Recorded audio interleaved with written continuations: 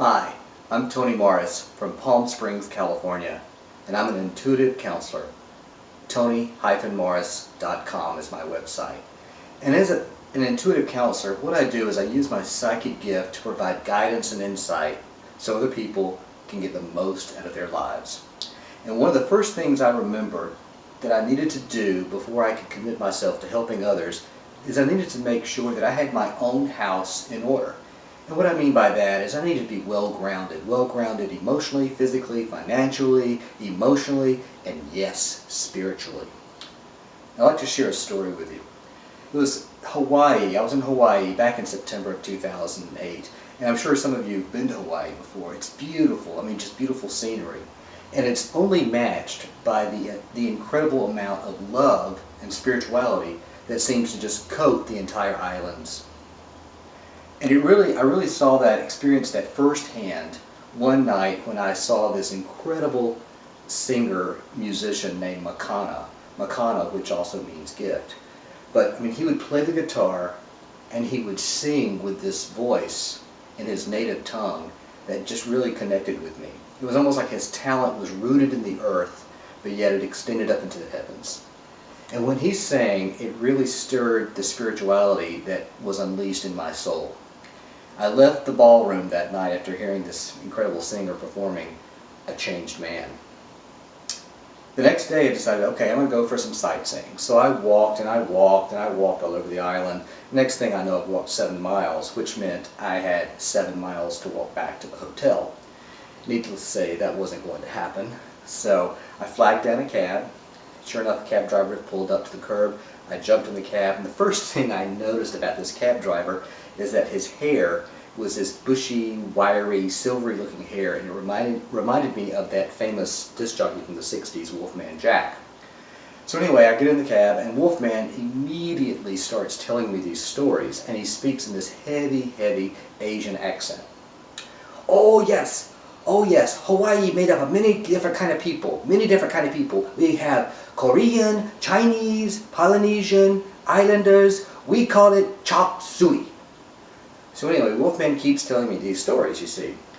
Unfortunately, his stories turn sour. Yeah, Hawaii, it's very nice, very expensive. We just have to keep the faggots out of the country. Okay, I'm sitting in the back seat. You know, I'm scratching my head, clearing out my ears. Like, did I just hear right? Did this cab driver just use the word faggot? It took me back to a place of pain. When I was, 12 years old, riding the school bus, when some bully in the back of the bus would yell out, "Faggot!" to me, and would do it several times over and over. And I remembered how that made me feel. It hurt then, and it still hurt today in that cab in Hawaii. So I am trying to determine how to handle the situation. Do I blame it on his upbringings and let it go? To be honest with you, I was more concerned with getting back to the hotel, but the cab driver was going all over the place. So finally I just said, you know what, just pull up to the curb, I will get out of the car, and I will walk back to my hotel. Oh, you don't know island. You don't know island. You know patient. I get you back to hotel. You don't know island. And finally I'd had enough. I said, you know what? You are right. I don't know island because I am nothing but a big old faggot. A big old faggot who's not going to give you a tip. And with that, I got out of the car and walked on my merry way. Now, you would think that me not giving him a tip would make everything even.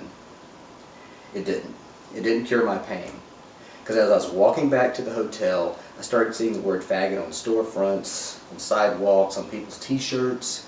I couldn't shake it. And I realized then I needed to heal. I needed to let go of some baggage because I was still hurting on the inside. And I didn't want that wound to spread and infect other parts of my body, like my brain or, God forbid, my heart.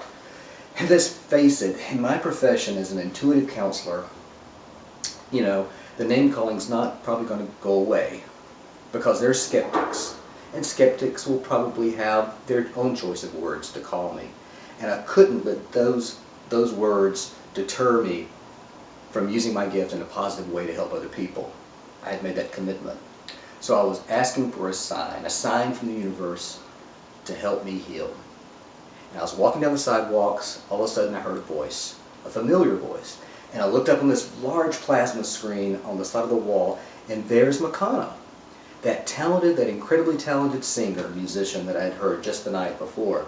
And he was playing the guitar, singing in that beautiful native tongue of his.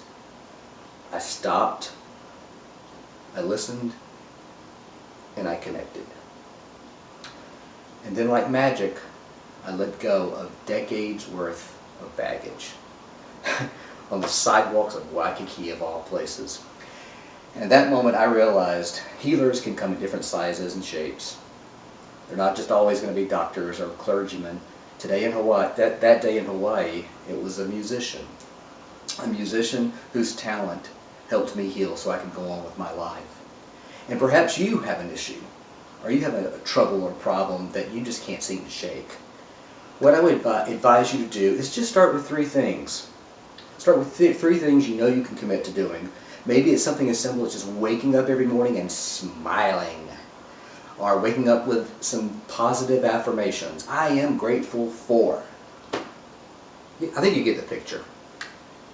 And then you'll move on to bolder things. You know, maybe one thing you do is ask for intuitive guidance. That's where I would come in. But anyway, what I want to leave you with is things can change.